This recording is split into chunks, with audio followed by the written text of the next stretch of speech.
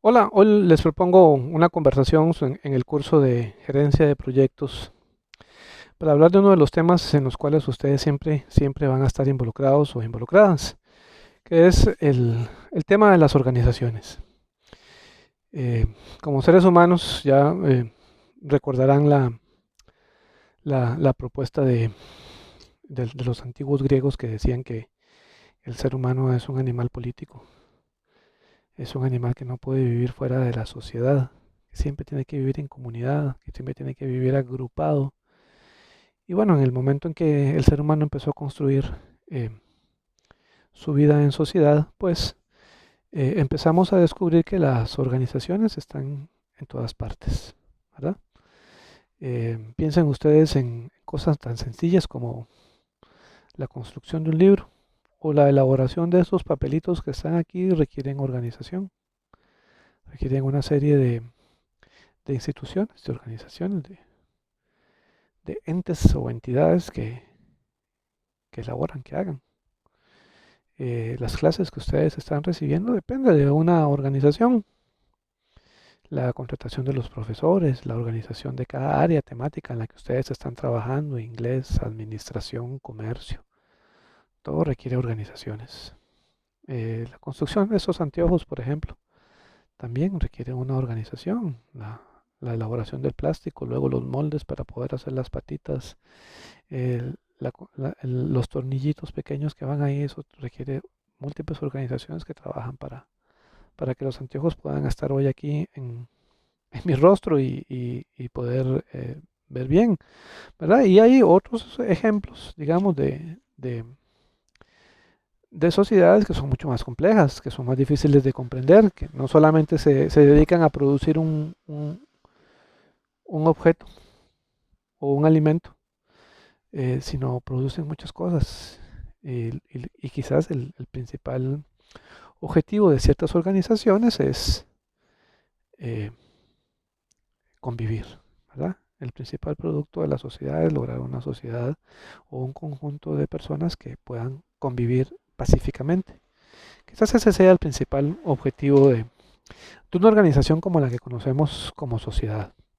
Y por supuesto, a lo largo de la historia, eso que llamamos hoy sociedad ha tenido múltiples formas, se ha expresado de diferentes maneras, ¿verdad? No siempre las sociedades fueron como las conocemos hoy o como las que ustedes conocen en sus barrios, en sus comunidades, en su provincia, en el país, ¿verdad? Históricamente ha tenido distintas formas. De hecho, quizá probablemente la primera familia haya tenido una organización muy distinta a la que tenemos hoy, la familia, ¿verdad? Que es una forma en las cuales una de las múltiples formas, una de las múltiples formas en que la sociedad se expresa, ¿sí? Bueno, quizás lo último que nos queda de la sociedad original sea el patriarcado, esa forma de dominación sobre un grupo por parte de un patriarca, de un hombre, ¿verdad? Entonces, quizás esa sea la parte todavía que nos falte desmontar de esta primera expresión, digamos, de organización de la sociedad, que es a través de la familia. Pero también hubo otras formas de organización de la sociedad, como la tribu, ¿verdad?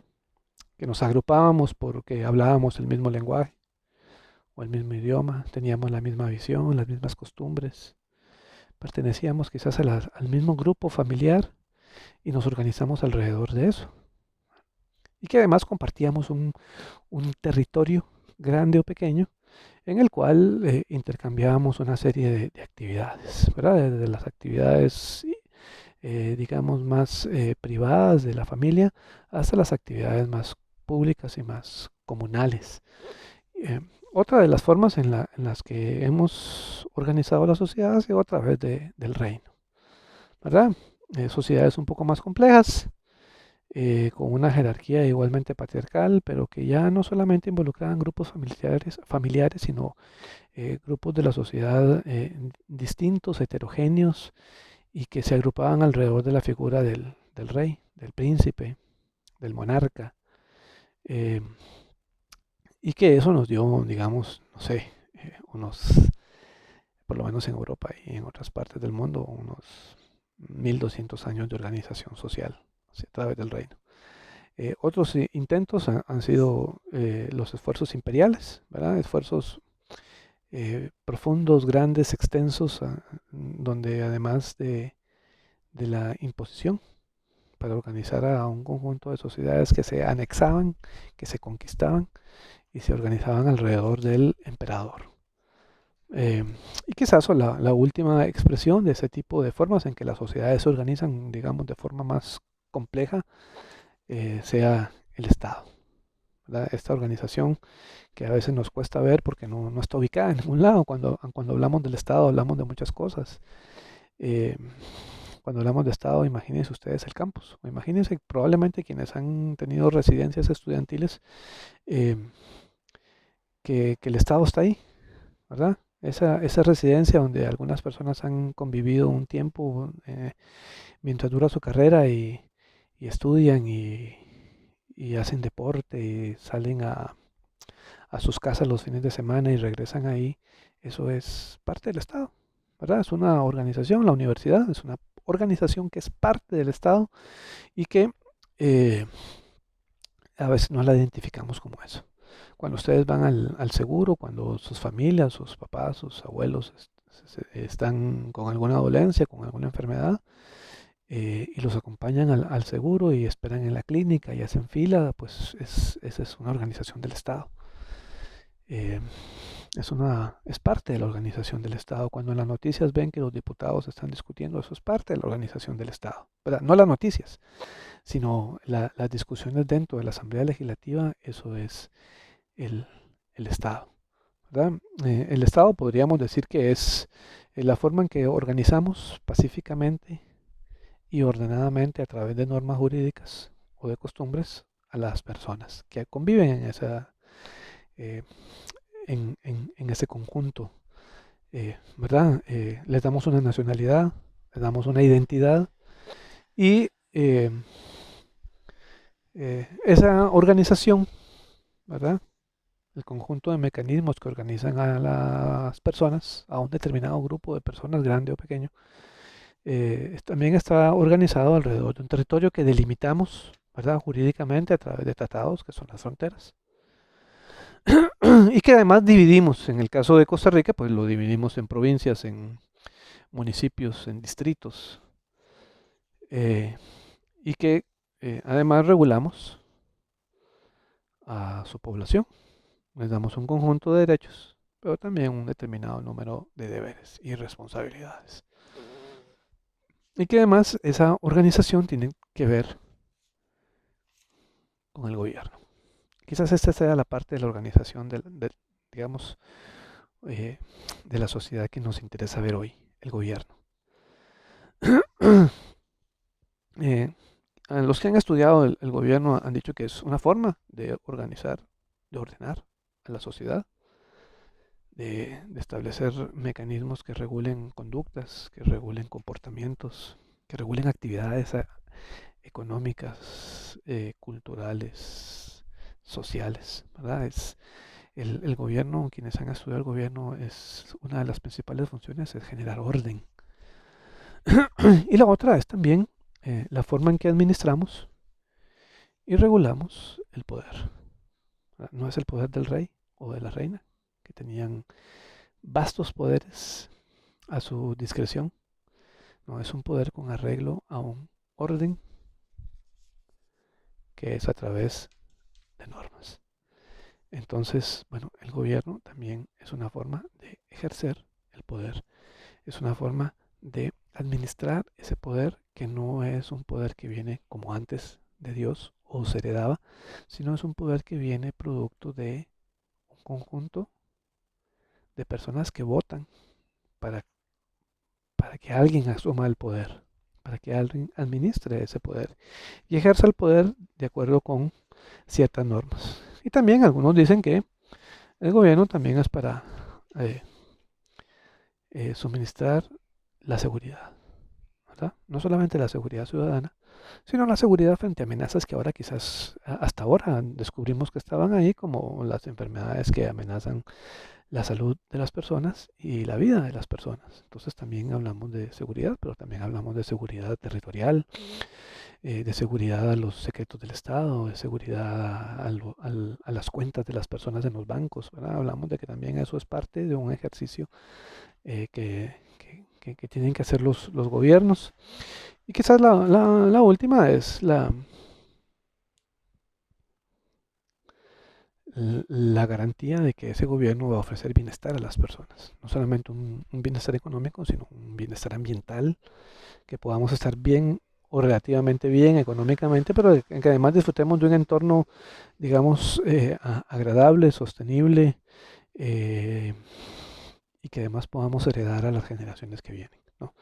Pero para todo eso, para que el Estado pueda, para que el gobierno, para que el Estado a través de sus distintos gobiernos puedan asegurar bienestar, puedan asegurar o garantizar la seguridad, para que el ejercicio del poder sea con arreglo a normas y no abusos, y que además puedan garantizar el orden de la sociedad, pues es necesario que el Estado cumpla una serie de requisitos, una serie de normas, una serie de mecanismos que ya están institucionalizados, que ya están dados y que los gobiernos tienen que asegurar que persistan, ¿verdad? Entonces el cumplimiento de eso permite de alguna manera a través de reglas, ¿verdad? A través de una serie de normas, tienen que ejercer sus actividades para garantizar lo que ya habíamos hablado, ¿no? Una de las principales normas, digamos la principal, no una de las principales, sino la más importante de ese conjunto de normas, de reglas, de instituciones que hacen que los gobiernos puedan cumplir las distintas funciones que acabamos de mencionar, pues es la Constitución. En la Constitución política están las normas que regulan la actividad de todo el Estado, incluyendo el gobierno, y además las normas que dicen cómo tenemos que elegir a esas instituciones, o a esas personas que van a estar en esa institución que llamamos gobierno. Pero además están los mecanismos a través de los cuales nosotros podemos votar, ¿verdad? Las reglas para el ejercicio del voto y la elección de nuestros gobernantes. Otro conjunto de normas que también están presentes es los tratados internacionales, una serie de acuerdos o de arreglos entre estados para generar también orden, para generar eh, en algunos casos bienestar y para otros casos seguridad, ¿verdad? Entonces otro conjunto de normas son los tratados internacionales, las leyes que regulan todas las actividades o tratan de regular casi todas las actividades que los seres humanos hacemos. Y cada ley, o en la mayoría de los casos, porque puede haber casos de que haya leyes que no tengan su reglamento, pero también hay reglamentos de las leyes y reglamentos internos de cada institución. Ustedes pueden encontrar el reglamento de la ley y también reglamentos internos o reglamentos de orden para los distintos ministerios y las distintas instituciones que forman el Estado y que conforman el gobierno. Además, hay otra serie de, de mecanismos mucho más pequeños, mucho más, digo, pequeños en relación con el alcance que tienen, ¿verdad? De aplicación, pero que hay otra serie de mecanismos que ustedes probablemente van a ir conociendo en la medida en que desarrollen su aventura profesional en el mundo. Quizás lo más importante del Estado es decir que hay por lo menos tres organizaciones básicas eh, dentro del Estado, ¿verdad? Que las voy a pasar a señalar ahora y me voy a concentrar solamente en una. El poder legislativo, que es la organización del Estado a través de las cuales se producen las leyes, ¿verdad? Es muy importante. Incluso las reformas a la Constitución pasan por aquí. A través de un mecanismo de reglas que hacen que la reforma a una constitución no sea tan fácil, pero que está incluso garantizado. Luego el poder ejecutivo, ¿no? Y finalmente, digamos, dentro de esas instituciones, poder judicial, que es la organización del Estado. Bueno, el poder ejecutivo es la organización del Estado que garantiza el cumplimiento de sus actividades vitales, ¿verdad? De gobierno. Y eh, el poder judicial, que es la organización del Estado que se encarga de impartir y administrar la justicia. Entonces, me voy a concentrar en una, no voy a hablar de las tres, me voy a concentrar solamente en el Poder Ejecutivo, cuya principal función es la función de gobierno. Y ese gobierno pues no es permanente, ¿verdad? Aunque hayan habido gobiernos, no aquí, porque no hay un proceso no hay una eh, tradición de gobierno en periodos seguidos, ¿verdad? Aquí solamente se permiten 2 periodos seguidos, 2 periodos de gobierno, pero que no tienen que ser seguidos, tienen que ser separados, ¿verdad? En otros países, pues sí, el gobierno puede continuar un periodo, 2 periodos, varios periodos, dependiendo de lo que diga la Constitución. Eso ha generado, como ustedes lo pueden ver en algunos casos, controversias, porque han habido gobernantes que pasan un periodo, 2 periodos, 3 periodos en el gobierno. Y eso genera, pues, oposición, genera desconfianza, y además porque en muchos casos el principal cuestionamiento de eso ha sido el medio a través del cual lograron la reforma para que un gobernante o una gobernante pueda estar varios periodos seguidos en el gobierno, que pueda haber la reelección, digamos. Lo que está, digamos, no permitido en América Latina es la continuidad sin arreglo a la ley.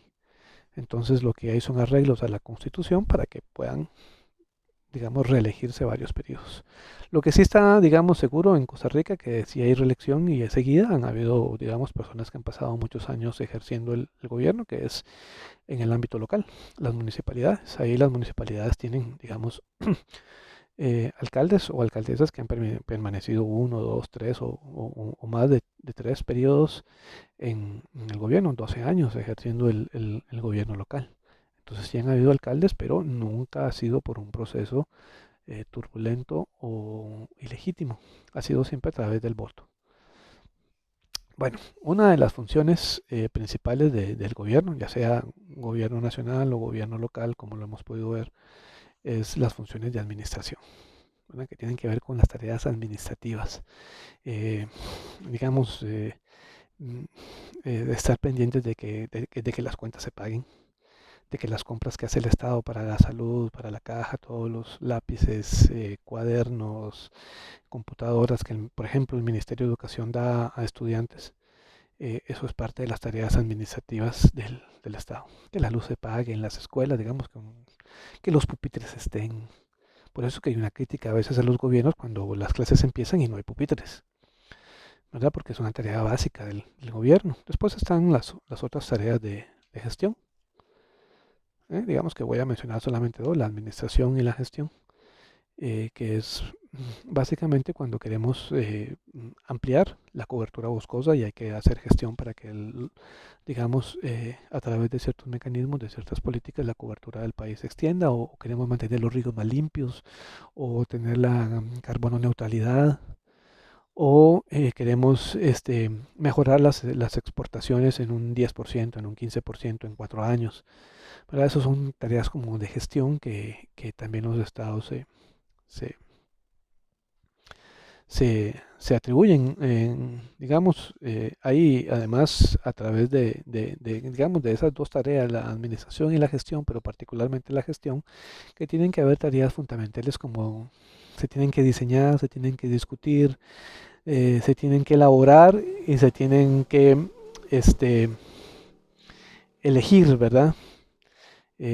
Una, una de las tantas propuestas sí se tienen que ejecutar, ¿verdad? Hay un mecanismo de ejecución a este conjunto de actividades que hace el gobierno con el fin de gestionar sus objetivos de gobierno, ¿verdad? Tienen que hacer tareas de diseño, tienen que hacer tareas de discusión, tareas de elaboración y tareas de ejecución, incluso de evaluación, que no está aquí, pero que es muy importante. Este, a ese conjunto de actividades se le llama se le llaman políticas públicas, que son las respuestas que el Estado da. Imagínense ustedes, o no sé si lo ven aquí donde yo vivo, pasa la basura los martes y los viernes a las 7:30 de la mañana regularmente. Esa es una, digamos, política del gobierno local que tiene de recoger los desechos sólidos eh, eh, 2 veces a la semana y depositarlos en un lugar y darles un tratamiento adecuado. Eso es una política pública que es permanente, que está ahí siempre, ¿verdad? Como la educación siempre va a estar ahí. Eh, eh, yo la recibí, ustedes la están recibiendo, mi hija la está recibiendo, probablemente los hijos de ustedes la van a recibir porque es una respuesta del Estado permanente a una demanda social que es la educación. Igual con la salud, aunque evidentemente hay una discusión enorme no solamente en Costa Rica, sino en América Latina sobre el tema de la privatización de los servicios de salud. Ven, pero es una respuesta que queda en manos del Estado, por lo menos hasta ahora. En otros países la respuesta es una respuesta privada y que no garantiza que todas las personas puedan tener acceso a la salud. Y por supuesto, esta función de diseño, discusión, elaboración, ejecución y evaluación de las respuestas que el Estado tiene que dar a demandas sociales importantes y que denominamos políticas públicas, eh, tiene un proceso, ¿verdad? Todo proceso, digamos, todos tienen proceso. Este, Hay que empezar por la planificación. Todo proyecto, todo, absolutamente, desde la compra de lápices hasta la compra de equipo médico importado muy especializado para el tratamiento de enfermedades muy raras o muy comunes y frecuentes en el país, pues todo eso tiene que llevar un proceso de planificación, ¿verdad? Y lo primero es que ese tipo de respuestas, ese tipo de compras, de equipo, de construcciones, de materiales que se requieren para dar satisfacción a una necesidad sentida y planeada, pues se tiene que estar colocada o en planes que el gobierno tiene, en el plan de gobierno, ¿verdad? El Plan Nacional de Desarrollo, que es el plan de gobierno. Bueno, antes, ¿verdad? El plan de gobierno son las propuestas que los candidatos y las candidatas hacen en campaña a través de sus partidos políticos y que compiten para llegar al poder. Bueno, llegan al poder, ¿verdad? Cuando sean electos, recuerdan que lo vimos, el mecanismo de elección para acceder al poder y al gobierno. Cuando llegan ahí, em, el plan de gobierno pasa a ser el Plan Nacional de Desarrollo, que reúne no solamente proyectos nuevos que tenían, sino probablemente proyectos que quedaron pendientes de administraciones pasadas. Bueno, pueden quedar esas ideas o esos pueden quedar planteadas en planes nacionales o institucionales y además eh, se expresan en programas, se expresan en estrategias, ¿verdad? Como la Estrategia Nacional de Cambio Climático, que es una política pública. O em, se expresan también en proyectos, ¿verdad? Como muchos de los proyectos que ustedes están estudiando y dándole seguimiento a través de las noticias y de otros documentos que puedan encontrar. Y puede haber otro tipo de expresiones, ¿verdad? No digo que haya, pueden haber además de los planes, de las estrategias, de los programas, de los proyectos, puede haber otro tipo de expresiones que quizás ahora yo no pueda mencionar. Y por supuesto todo eso necesita un conjunto de mecanismos para administrar lo público, ¿verdad? Hay una serie de organizaciones, de instituciones, de normas que regulan la forma en que vamos a administrar algo que no es privado, que es público, que es parte de esas instituciones que llamamos Estado, eh, y que su principal tarea, de acuerdo con la Constitución, es generar bienestar, ¿verdad? Entonces hay una serie de mecanismos que regulan la administración de lo público, pues para evitar abusos, para evitar delitos, u otra serie de aprovechamientos, digamos, de las instituciones públicas para beneficio personal, ¿verdad? El beneficio aquí tiene que ser este, eh, común. Max Weber, que es un sociólogo muy importante, en algún momento dijo que que si bien es cierto, la política tenía connotaciones que a veces no nos gustaba y que quizá por eso mucha gente no participaba en política, él recomendaba participar en política, porque al final decía él, si va a participar en política tiene que saber claro que la política es un ámbito difícil, pero que usted cuando tome una decisión en ese ámbito difícil no lo haga pensando en su beneficio, sino en el beneficio colectivo, en el beneficio de mucho más gente. Esa decisión que usted está tomando en un contexto político difícil, tal como es, donde se mueven muchos intereses, que la decisión que usted está tomando sea de beneficio público. Por eso es que de alguna manera administramos lo público para que sea de beneficio colectivo y no de beneficio individual. Y bueno, para eso hay una serie de instituciones que se han creado, una serie de instituciones. La principal institución en este país para planificar, para este, generar orden a las tareas de gobierno es el Ministerio de Planificación, el MIDEPLAN. A través de esas instituciones logramos diseñar los objetivos, clarificar los objetivos que están en esos planes, que están en esas estrategias, que están en esos programas, que están en esos proyectos, ¿verdad? Tener claro cuáles son los objetivos que tenemos, que son objetivos colectivos y no objetivos individuales, que van a beneficiar a varias personas y no a un grupo pequeño. Y por supuesto tenemos las personas que administran eso, los funcionarios y las funcionarias públicas, como las que ustedes han conocido a través de las charlas que nos han venido a impartir, ¿verdad? Las personas son importantes, la función pública, ¿verdad? Esas personas que ayudan a construir y a diseñar los objetivos y las tareas que van a estar en los planes, en los programas, en los proyectos, ¿verdad? Hay una serie de personas que trabajan ahí en la función pública. Y por supuesto también están las inversiones, los fondos, de donde vamos a financiar las actividades que responden a esos objetivos, que están en esos planes, que están en esas estrategias, que están en esos programas, que están en esos proyectos, ¿verdad? Todo tiene como una coherencia porque se le da orden, ¿verdad? También hay, la semana pasada estuvo Antoine, ¿verdad? Antoine Villalobos, que estuvo con nosotros en la clase, hablándonos un poquito de cómo se organiza y cómo se ordena y se decide de dónde vienen los fondos para financiar los proyectos que tienen las distintas instituciones que pertenecen a ese órgano que es el Poder Ejecutivo, que tiene como su principal función el gobierno y la administración. Y por supuesto hay una serie de mecanismos que hay que tener claro en el entorno, ¿verdad? La planificación siempre tiene que estar atenta al entorno. Planificar sin haber visualizado, por ejemplo, en este país, eh, la construcción de una carretera sin considerar los periodos de lluvia es un error.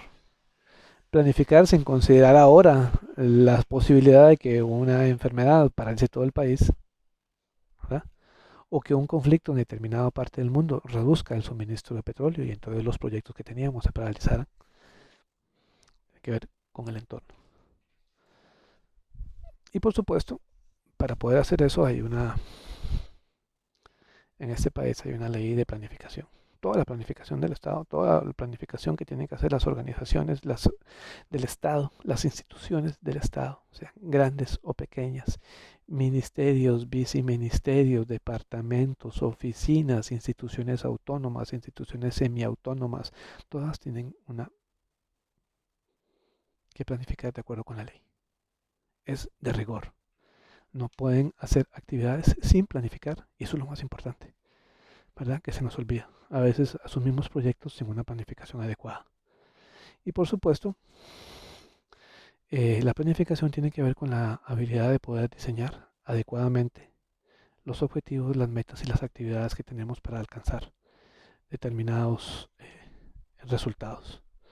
Entonces, esto es muy importante, es una de las tareas principales que probablemente ustedes como gestores, gestoras de proyectos, tengan que estar haciendo permanentemente, ¿no? Y después conocer la cultura organizacional, ¿verdad? La cultura organizacional es fundamental.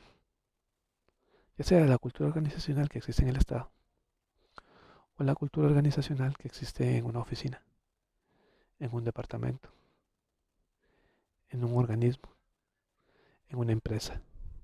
Siempre la cultura organizacional que se refiere básicamente a tradiciones, formas y maneras en que se hacen las cosas. Puede ser que en algunas organizaciones la cultura organizacional sea más abierta, sea más amplia. Entonces se permita la participación y la opinión y la forma de hacer las cosas se hagan de determinada manera más libre.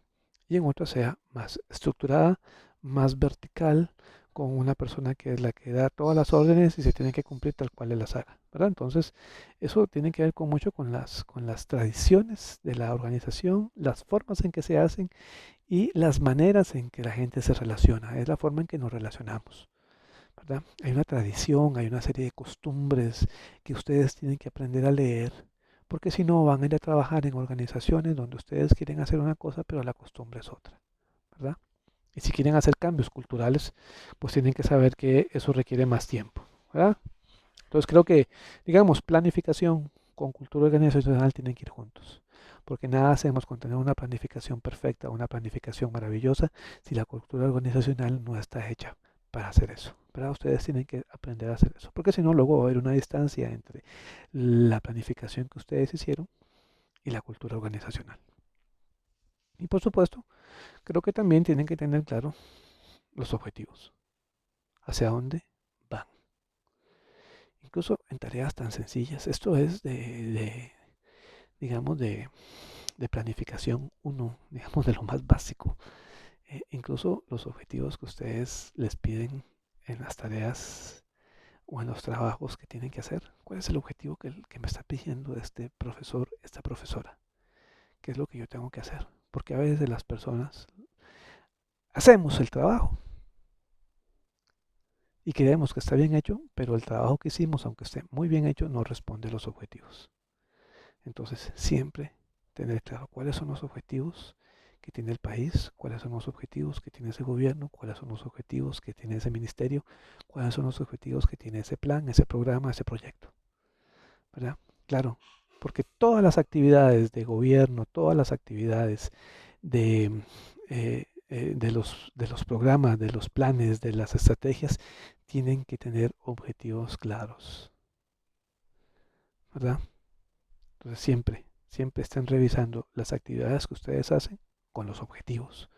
Si esas actividades, siempre pregúntense, esa actividad que yo estoy haciendo, ¿a qué objetivo responde?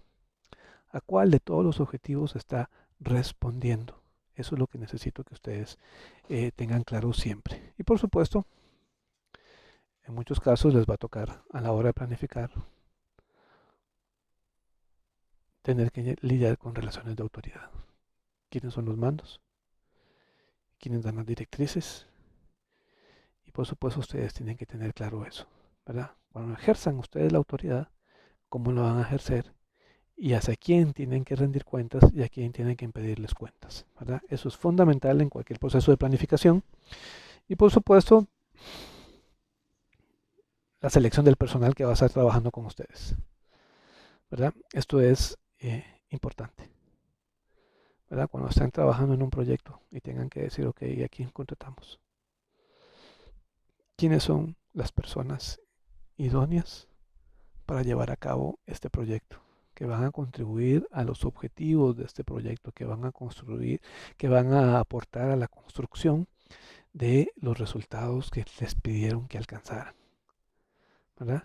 Y la relación, que nunca es fácil, entre la autoridad y el personal, particularmente cuando se les pide que entre autoridad y personal tengan que alcanzar ciertos objetivos. Esta relación, este triángulo personal, autoridad y objetivos, tienen que aprenderla a manejar ustedes. Es fundamental porque la mayor parte de las cosas no se hacen de manera individual, se hacen en equipo, ¿verdad? Entonces los objetivos tienen que ser claros para todos, para todas, ¿verdad? Los objetivos tienen que ser comunes, tienen que ser compartidos para que todos y todas puedan trabajar y aportar al cumplimiento de esos objetivos. Y finalmente les va a tocar lo más difícil. ¿Dónde están los recursos para alcanzar esos objetivos? Para financiar el personal necesario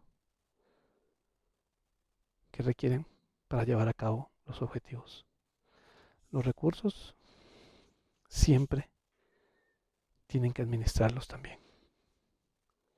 No es solamente gastar o invertir, pero tienen que aprender a cuidar las finanzas del proyecto. Primero, porque en un mundo donde ninguno y ninguna somos ángeles, donde ninguna persona está libre de tentaciones, sobre todo en función del dinero, tienen que cuidar muy bien los recursos, tener un seguimiento adecuado para que no los pongan en problemas, particularmente cuando son millones